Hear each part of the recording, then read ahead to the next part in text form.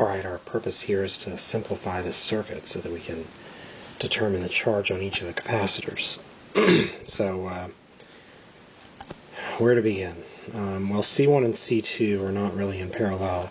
This wire they have in common, but they don't have this wire in common because C3 is separating them. But I can say that C2 and C3 are in series because you just have a single, simple wire connecting them. So I can redraw this circuit like this.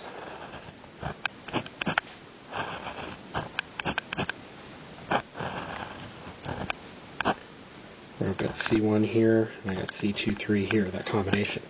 And they're in series, so to find the capacitance, we use 1 over C2 plus 1 over C3. And when we invert that, we get C23 is equal to 4.29 microfarads. Alright, and we still got 24 volts here. So now we can combine C1 and C23. They're in parallel, so we can redraw this circuit one last time as just a circuit with a single capacitor, C123.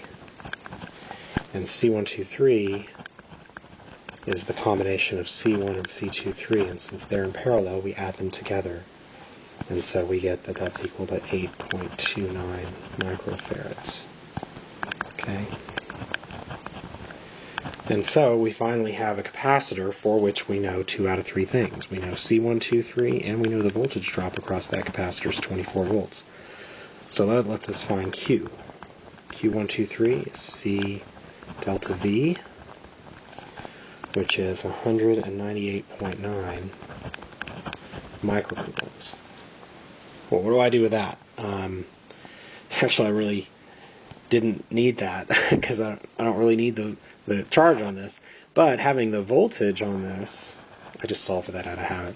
Having the voltage here means that if the voltage across this is 24 volts, that means the voltage across here and the voltage across here is 24 volts, right? And that makes sense because, right, if this is 24 volts on this side, then every point along this line, right, every single point that's connected to that is also 24 volts. And if this side of the battery is 0, then every single point connected to that side of the battery directly is 0. Right? So that means the voltage drop for C1, the voltage drop across capacitor 1 is 24 volts.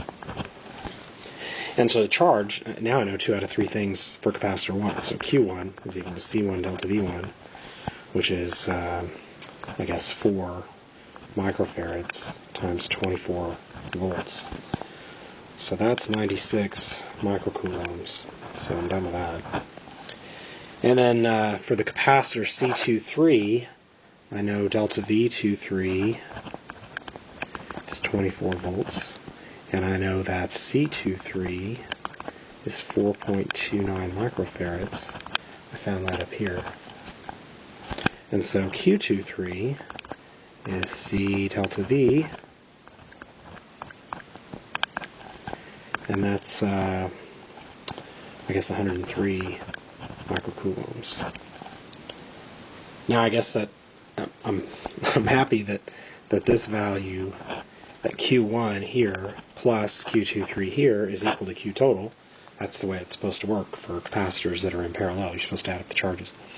Anyway, so if the charge on Q23 is 103, that means the charge on this guy is 103 and the charge on this guy is 103, right? These are in series. So if this is plus 103 microcoulombs, this is minus 103, and this side's a plus 103, and this side's a minus 103. So that means that Q2 and Q3 are both equal to 103, which actually, since I've only given 2 significant figures in this problem, I got to round off to 100 to be fair. So there's my answer.